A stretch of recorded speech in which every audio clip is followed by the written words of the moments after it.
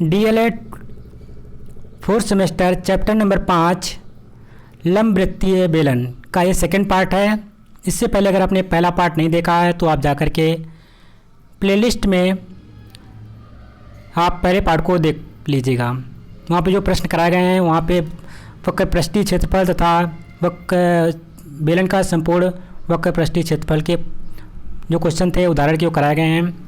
जो एक्सरसाइज के क्वेश्चन होंगे वो जब ये चैप्टर कंप्लीट होगा तो लास्ट में उसका आपका वीडियो आएगा, उसमें आप उसके जो भी एक्सरसाइज के प्रश्न होंगे उसको आप देख पाएंगे, उसको कर पाएंगे। अब इस वीडियो में हम बात करेंगे लंबवृत्तीय बेलन का आयतन कैसे फाइंड आउट करेंगे। तो सबसे पहले हम समझ लेते हैं, यानी कि इसको इंग्लिश में क्या कहते हैं, volume of right circular cylinder.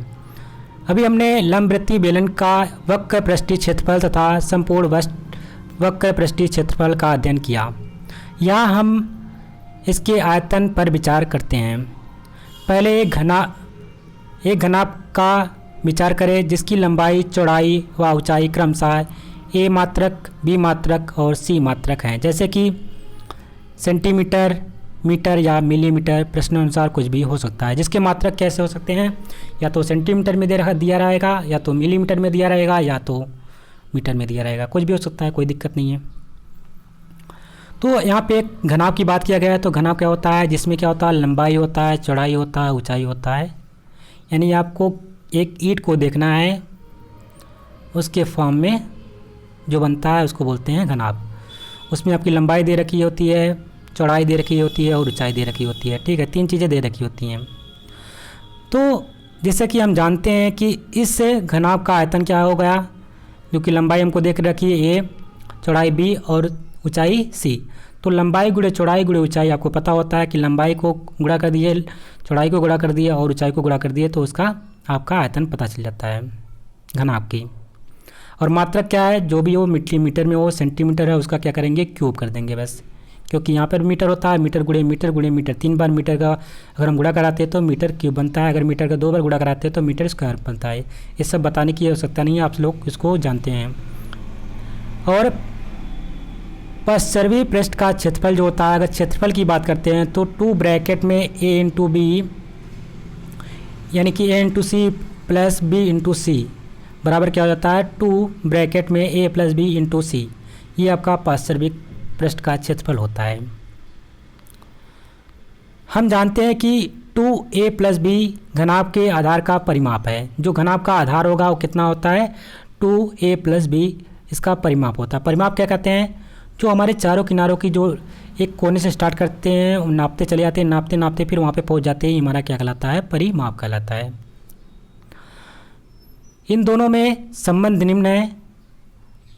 घनाभ के पश्चर्वी पृष्ठ का क्षेत्रफल बराबर क्या होता है, आधार का परिमाप गुणे ऊंचाई। तो आधार का परिमाप गुणे ऊंचाई अगर हम कर देंगे तो जो घनाभ का पश्चर्वी पृष्ठ का क्षेत्रफल हमें ज्ञात हो जाता है। अब घनाभ का आयतन क्या होता है, ए गुणे बी गुणे सी। घनाभ का आयतन में पता है क्या होता है, लंबाई गुणे चौड़ाई गुणे ऊंचाई, यानी कि लंबाई का मान ए है, चौड़ाई का बी है और ऊंचाई सी है, तो हमने ए इंटू बी इंटू सी ले लिया। साथ ही ए गुणे बी घनाभ के आधार का क्षेत्रफल है, ये हमको पता है। जो घनाभ का आधार क्या होता है, लंबाई गुणे चौड़ाई, यानी कि उसका जो क्षेत्रफल है, जो आधार होगा उसका क्षेत्रफल, यानी कि एक आयत की बात कर रहा है, जो आधार उसका किस प्रकार का बनेगा, आयत का ही आकार का बनेगा। अब अपने रूम को देख लीजिए, जो नीचे वाला भाग होगा वो कैसा होगा, लंबाई और चौड़ाई होगी, सिर्फ एक की बात कर रहा है, इन जो आधार होगा। तो इसमें क्या होगा, लंबाई होगी और चौड़ाई, यानी कि ए इंटू बी लंबाई गुणे चौड़ाई का क्षेत्रफल इस प्रकार है। घनाभ का आयतन जो हो जाएगा, अब क्या हो जाएगा, ए गुणे बी इंटू सी बराबर आधार का क्षेत्रफल ए इंटू बी इंटू ऊंचाई, हमको सी अलग से लेनी थी। यदि घनाभ का आधार आयत है जिसका ए इंटू बी क्षेत्रफल है, जबकि बेलन के आधार वृत्तकार यानी वृत्ताकार आकृति होगी जिसकी त्रिज्या आर है तथा ऊंचाई h है, तो वृत्त का क्षेत्रफल क्या हो जाता है, पाई आर स्क्वायर। हमने बताया था शुरुआत में ही, पहले पार्ट में, जो वृत्त का क्षेत्रफल क्या होता है, पाई आर स्क्वायर, आपको मालूम होना चाहिए। और आयत का क्षेत्रफल क्या होता है, ए इंटू बी, यानी कि लंबाई गुणे चौड़ाई। हम बात कर रहे हैं बेलन की, तो बेलन में क्या होता है कि बेलन का जो आयतन बराबर होता है आधार का क्षेत्रफल गुणे ऊंचाई। यानी आधार का क्षेत्रफल क्या होता है, जो आपका जो हमारा वृत्त होता है, सॉरी जो सिलेंडर होता है वो क्या होता है, दोनों साइड से क्या होता है, जो प्लेन होता है और सर्कल के फॉर्म में होता है, यानी कि वृत्त के फॉर्म में होता है। तो वृत्त का हमको पता आता है, अगर हम आधार की बात करें, चाहे हम इधर प्लेट के रख दें चाहे उधर प्लेट के रख दें, दोनों तरफ प्लेन होता है तो दोनों तरफ एक as it is same work करेगा। तो चाहे इधर से हम बात करें चाहे ऊपर से बात करें, उसके लिए हमारे जो वृत्त का क्षेत्रफल होगा वो दोनों के लिए सेम होगा, यानी कि पाई आर स्क्वायर इसके लिए आधार हो सकता है, ये भी आधार हो सकता है, तो कोई दिक्कत नहीं है। तो यानी कि आधार का क्षेत्रफल क्या होता है, पाई आर स्क्वायर, क्योंकि सर्कल है पाई आर स्क्वायर हो जाएगा। और यहाँ पे एक एच हमको दे रखा है, कितना होती है ऊंचाई, तो एच हम इसके साथ मल्टीप्लाई करा देंगे। तो इस प्रकार से हमें बेलन का आयतन प्राप्त हो जाएगा। क्या होता है, पाई आर स्क्वायर इंटू एच। यानी कि कहीं ना कहीं आपको बेलन के आयतन में बात करता है, जो उसके अंदर कितना हम मटेरियल रख सकते हैं, उसके अंदर कितना रख सकते हैं। एक तो ये सर्कल हम लेंगे, कहीं ना कहीं आधार लेंगे, और ऊपर उसके अंदर कितना भर पाएंगे उसके लिए हम लपेट लेंगे। लपेट के लिए क्या होता है कि ऊंचाई की बात करते हैं हम। मान लीजिए आपको किसी रूम में टाइल्स लगाना है, तो क्या करते हैं आप, पहले तो किनारे से एक तरह जितना हमको टाइल्स लगाना होता है एक किनारे से हम लपेट को नाप लेते हैं, फिर कितनी ऊंचाई हमको लगानी होती है उस ऊंचाई को नाप लेते हैं। लपेट हमने नाप लिया, लपेट नापने के बाद ऊंचाई नाप ली और दोनों को आपस में मल्टीप्लाई करा दिए। बस इतना ही करना होता है। आप कभी भी अगर लंबवृत्तीय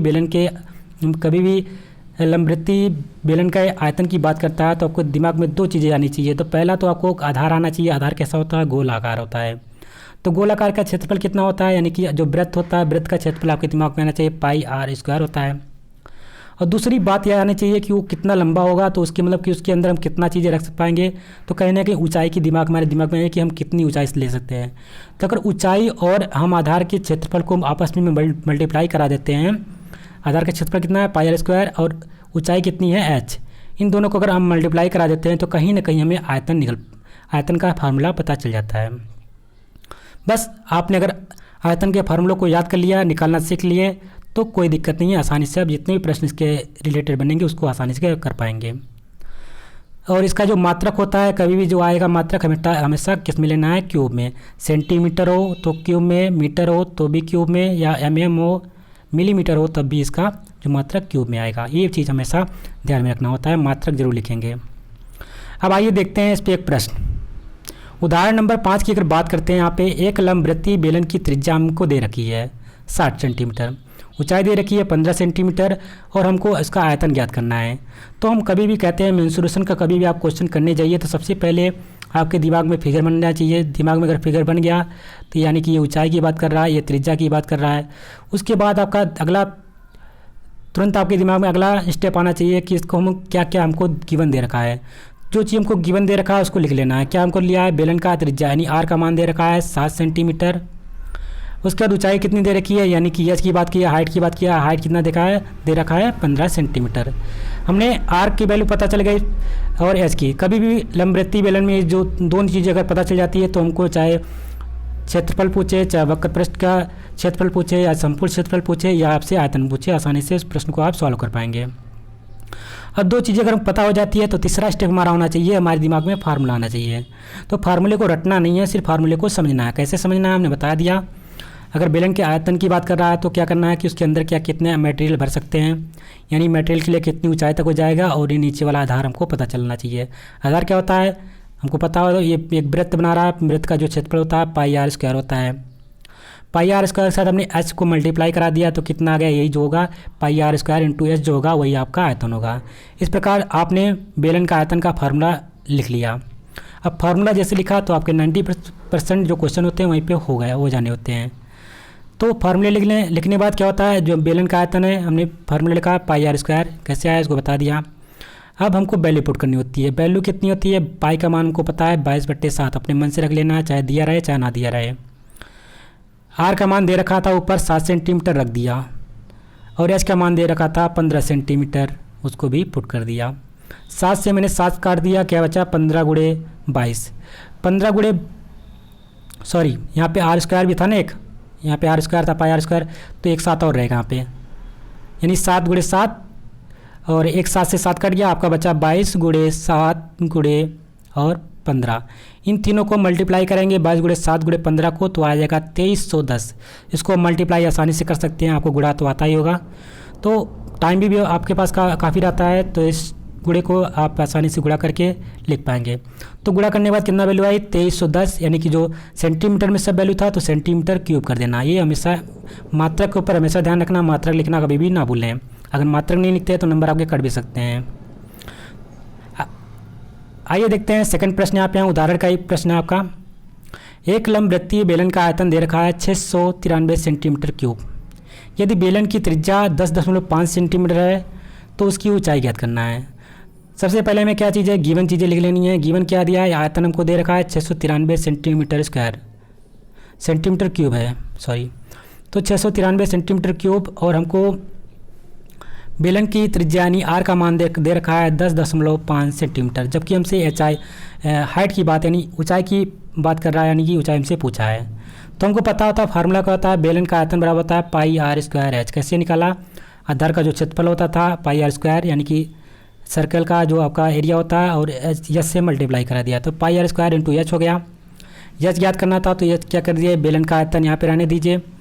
एच ज्ञात करना है तो इसके एच के साथ जो भी चीज़ें मल्टीप्लाई होती है उसको क्या करिए, बेलन के आयतन के नीचे भेज दीजिए। तो बेलन के आयतन के नीचे कौन कौन सी चीज़ें आ जाएगा, पाई आ जाएगा और आर स्क्वायर आ जाएगा। तो आपका एच इधर बच जाएगा, बेलन का आयतन ऊपर हो जाएगा और पाई आर स्क्वायर नीचे हो जाएगा। अब हमको क्या चीज़ें दे रखी थी फार्मूले में से, वहाँ से जो जो चीज़ें हमको दे रखी थी उसको फार्मूले में पुट करना है। आयतन हमको दे रखा था 693, तो हमने बेलन का आयतन यहाँ पे पुट कर दिया, ठीक है। पाई का मान हमको ऑलरेडी पता था 22/7, 22/7 रख दिया यहाँ पे। आर का मान दे रखा था 10.5, तो आर स्क्वायर 2 बार था, तो यानी 10.5 गुणे 10.5 2 बार लिखेंगे क्योंकि स्क्वायर था यहाँ पे। अब क्या करना है, हमको इसको सॉल्व करना है। सॉल्व करने के लिए क्या करेंगे, जो नीचे सबसे 7 है उसको भेज दीजिए ऊपर, तो चला जाएगा 693 गुणे 7, 22 गुणे 10.5 गुणे 10.5। अब इसको जब सॉल्व करेंगे तो ऊपर वाला आ जाएगा 4851 अपान 24 25.5, यानी इसको जब सॉल्व करेंगे टोटल सॉल्व करने के बाद आपका आ जाएगा 2 सेंटीमीटर। इसको आप सॉल्व कर पाएंगे, कर लीजिएगा, काट पीट लीजिएगा, काटने पीटने के बाद जो आपका आएगा 2 सेंटीमीटर, क्योंकि जो हाइट होगी सेंटीमीटर में होगी तो इसलिए इसका जो ऊंचाई हो जाएगी आपको ज्ञात हो जाएगी 2 सेंटीमीटर। ये काटने पीटने वाली चीज़ें आप अपनी कॉपी में करेंगे, उसको प्रैक्टिस भी कर लेंगे। अगला प्रश्न है प्रश्न नंबर 7। एक लंबवृत्तीय बेलन का आयतन 38.5 मीटर घन यानी कि मीटर क्यूब दे रखा है। बेलन की ऊंचाई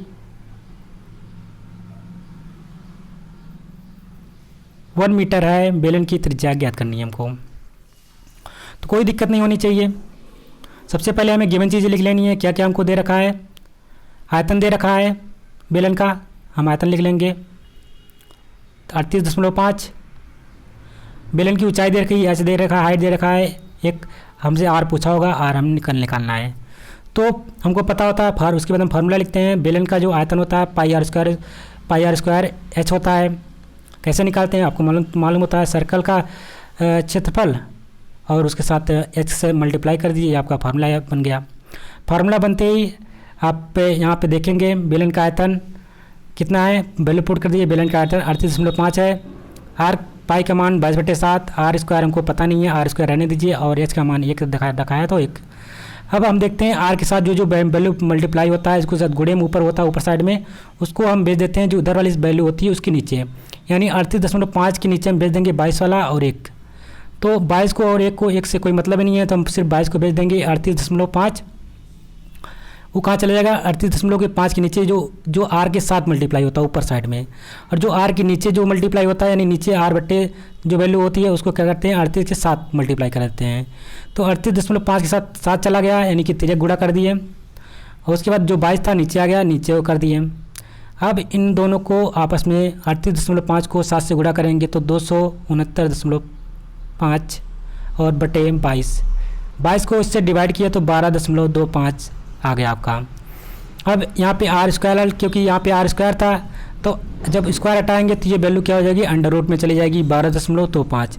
तब 12.25 का अगर अंडर रूट निकालेंगे तो 3.5 सेंटीमीटर, यानी कि अगर सेंटीमीटर में सेंटीमीटर होगा, मीटर में होगा तो मीटर में, तो यहाँ पे वैल्यू मीटर में दे रखा था, तो हमारा आंसर भी किस में आएगा, मीटर में आ जाएगा। तो यहाँ पे थोड़ा सा दशमलव में था, दशमलव में निकालने के लिए दिक्कत हो रही होगी, तो कोई बात नहीं है, आप इसको सॉल्व करेंगे तो उसको निकाल पाएंगे आसानी से। प्रश्न नंबर 8, किसी 3 मीटर व्यास का 14 मीटर गहरा कुआं ₹30 प्रति घन मीटर की दर से खोदने में कितने रुपए खर्च होंगे? ये प्रश्न आपका 2017 बीटीसी यूपी बीटीसी में पूछा गया था।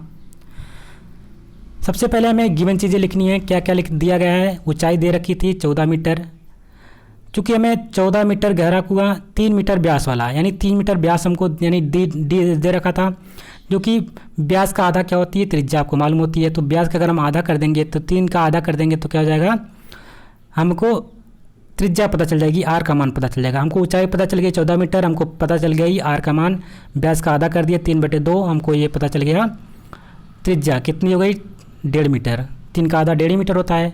कुएँ, चूँकि हमें जो कुआं खोदना है तो कहीं ना कहीं हमें आयतन की बात कर रहा है, आयतन को खोदना है। तो कुएँ का जो आयतन होता है कितना होता है, फार्मूला हम पुट करेंगे। फार्मूला क्या होता है, लिखेंगे πr² इंटू एच होता है।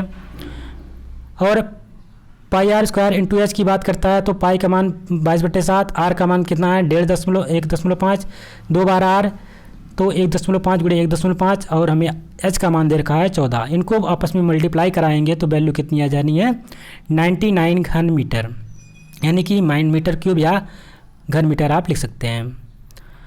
अब चूँकि पता है कि आपका जो आयतन है कितना है 99 मीटर, जबकि आपसे 1 घन मीटर की जो एक कितना प्रति घन मीटर का जो मतलब पैसा दे रखा है, अगर आप 1 घन मीटर खोदते हैं, 1 मीटर क्यूब अगर गड्ढा खोदते हैं तो आपको 30 रुपये दिए जाते हैं।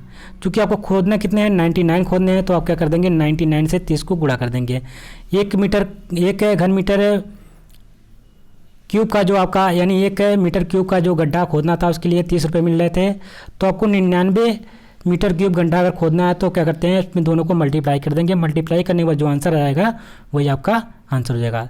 तो 99 को 30 से गुणा कराया तो कितना आ गया 2970 रुपये। यानी कहीं ना कहीं आपको 99 घन मीटर गड्ढा खोदने के लिए 30 रुपये के हिसाब से 2970 रुपये देने पड़ेंगे।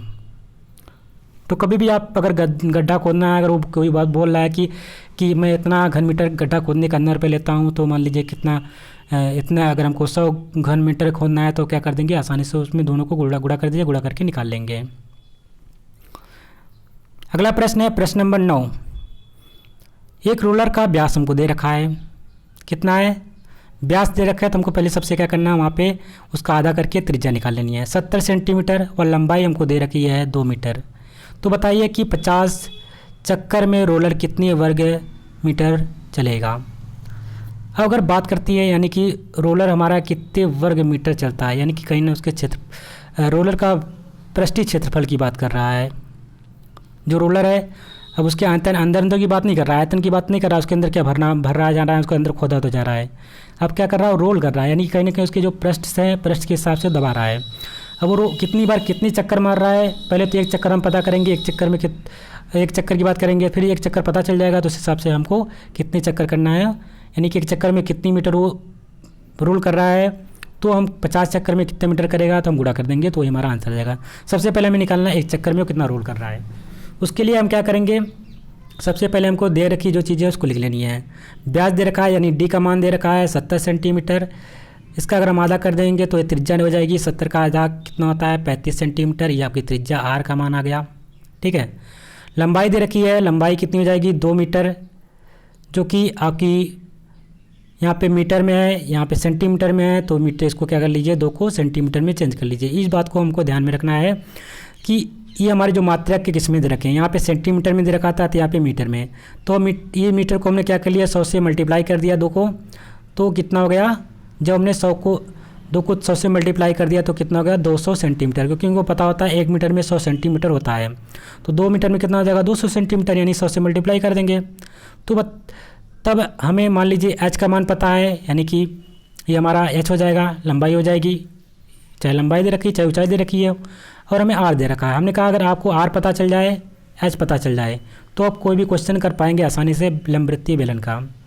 अब अगला स्टेप हमारा रहना चाहिए फार्मूला। फार्मूला क्या लिखेंगे, रोलर का वक्र पृष्ठीय क्षेत्रफल की बात करता है, यानी अगर वो जब वो कोई सी चीज़ को रोल करता है, किसी क्षेत्रफल को दबाता है, तो कहाँ उसका कौन सा वर्क करे हिस्सा काम करेगा? तो उसका जो एक किनारे किनारे का होगा वही तो काम करेगा, ये वाला जो पृष्ठीय क्षेत्रफल होगा वही करेगा सिर्फ काम। तो कहीं ना कहीं वो उस रोलर के वक्र पृष्ठीय क्षेत्रफल की बात कर रहा है। तो आपके दिमाग में वक्र पृष्ठीय क्षेत्रफल का फार्मूला याद आना चाहिए। तो वक्र पृष्ठ का क्षेत्रफल का फार्मूला हमने कैसे याद किया था? हमने क्या किया था, आयत बेलन को फैला दिया था, फैलाने के बाद एक आयत बना लिया था। आयत क्या बना था? 2πr। कैसे आया था? परिधि जो होती थी वो और बेलन का ऊंचाई है, इन दोनों को मल्टीप्लाई करा दे तो 2πr इंटू h हो गया था इसका क्षेत्रफल। तो इस प्रकार से आपने बेलन के वक्र पृष्ठ के क्षेत्रफल को याद किया था। अब जब बेलन के वक्र पृष्ठ का क्षेत्रफल का फार्मूला हमने पुट कर दिया, तो आपकी फार्मूले को रखने के बाद आप क्या करेंगे, उस फार्मूले में वैल्यू पुट करेंगे। कहाँ कहाँ से वैल्यू निकालेंगे? जो हमको यहाँ पे दिया, हम लिखे रहते हैं। यह मेरा व्यास था 17 सेंटीमीटर, इसको हमने आधा कर दिया तो 35 सेंटीमीटर आपकी त्रिज्या हो गई। लंबाई मीटर में दे रखा था तो 100 से मल्टीप्लाई करा करके 200 सेंटीमीटर में चेंज कर दिया, ये आपकी ऊंचाई यानी कि लंबाई हो गई। हमने यहाँ पे फार्मूले का 2 था, पाई का मान 22/7 पुट कर दिया। 35 कहाँ से आ गया? आर। और एच कहाँ से आ गया? 200 सेंटीमीटर उसने दे रखा था। इन सबन को 7 से काट दीजिए, 7 × 5 = 35 हो जाएगा। अब 22 × 2 × 5 × 200 इन सबको मल्टीप्लाई कराएंगे तो आपका हो जाएगा 44,000। 44,000 आएगा, ये सेंटीमीटर में आएगा। अगर आप मीटर में चेंज करना चाहते हैं तो इसको क्या कर दीजिए, आप इसको 1000 से डिवाइड करा दीजिए, आपको हो जाएगा 4.4 मीटर। 1000 से डिवाइड करेंगे तो ये मीटर में चेंज हो जाएगा, क्योंकि उसने जो वैल्यू जो रोल करने की वैल्यू दे रखी थी किस में दे रखी है? मीटर में दे रखी है। इसलिए हम क्या करेंगे, इसको मीटर में कन्वर्ट कर लेंगे। अब मीटर में कन्वर्ट करेंगे तो क्योंकि हमारा सेंटीमीटर में आया था, हमने 1000 से डिवाइड किया, ये सेंटीमीटर क्या हुआ कि आपका मीटर में चेंज हो गया। जैसे ही मीटर में चेंज हुआ, फिर उसके बाद हमको पता है कि एक क्या कर रहा है, एक चक्कर लगाने में कितना मीटर रोल कर रहा है? 4.4 मीटर स्क्वायर एरिया रोल कर रहा है। जबकि हमको कितना चक्कर उसको लगवाना था? 50 चक्कर लगाना था। तो हम क्या करेंगे, एक चक्कर में जब 4.4 कर रहा है तो 50 चक्कर में कितना करेगा? उन दोनों को आपस में गुणा कर दीजिए। तो गुणा करने के बाद आपका वैल्यू जो आएगी वही आपका आंसर हो जाएगा। तो 44.4 को 50 से गुणा करेंगे तो कितना हो जाएगा? 220 मीटर स्क्वायर। जिसमें ये सब दिया है, कोई दिक्कत नहीं है, आप आसानी से आपको पता होता है 1 मीटर में जब इतना करता है, तो अगर 100 मीटर में पूछ लिया जाएगा तो आप गुणा करके निकालते हैं। तो वही इसमें भी किया गया है, उसको अपनी लैंग्वेज में समझाया गया है। तो यहाँ पे आपका जो आपका लंबवृत्तीय बेलन था, उसके जो उदाहरण के जो प्रश्न थे और लंबवृत्तीय बेलन के फार्मूले को कैसे याद किया जाएगा, कैसे निकाला जाता है, उसके बारे में आपने देखा। अगर आपको वीडियो अच्छी लगी हो तो आप इसको लाइक कर दीजिएगा, चैनल को सब्सक्राइब करिएगा और वीडियो को शेयर करना ना भूलिएगा। अगले पार्ट में हम पढ़ेंगे लंबवृत्तीय शंकु। उसके बाद आपका अगला पार्ट, उसके बाद तीसरा पार्ट, आपका चौथा पार्ट जो होगा उसमें हम सब प्रश्न अभ्यास को देखेंगे। क्योंकि वीडियो लंबी हो गई थी इसलिए हमने इसको 4 पार्ट में कर दिया, नहीं तो हम बताए थे आपसे 3 पार्ट में होगा। लेकिन एक पार्ट काफ़ी लंबा हो गया था पहला वाला, तो उस पार्ट को हमने 2 पार्ट में डिवाइड कर दिया। तो इसका जो वीडियो बनेगा कहीं ना कहीं आपको 4 पार्ट में बन सकता है और 4 पार्ट में ये पूरा चैप्टर आपका कंप्लीट हो जाएगा। उसके बाद हम फिर से शुरुआत करेंगे पहले चैप्टर से। जो महत्वपूर्ण चैप्टर होंगे आपके क्रैश कोर्स के लिए, जो आपको पास कराएंगे आपके एग्ज़ाम में, उन चैप्टर को सबसे पहले देखेंगे, जो आप आसानी से जिन प्रश्नों को कर पाएंगे। अगर इस प्रश्न में आपको कहीं पे फंस गए आप, तो यहाँ पे आपके नंबर चले भी जाएंगे और आपका टाइम भी जाएगा। तो उन प्रश्नों को आप पहले करिए जो आप आसानी से कर पाते हैं। तो हम वहाँ से शुरुआत करेंगे, जो आसान होगा आपके लिए, आप आसानी से उन प्रश्नों को कर पाएंगे, उसकी बात करेंगे। Thank you. जय हिंद, जय भारत।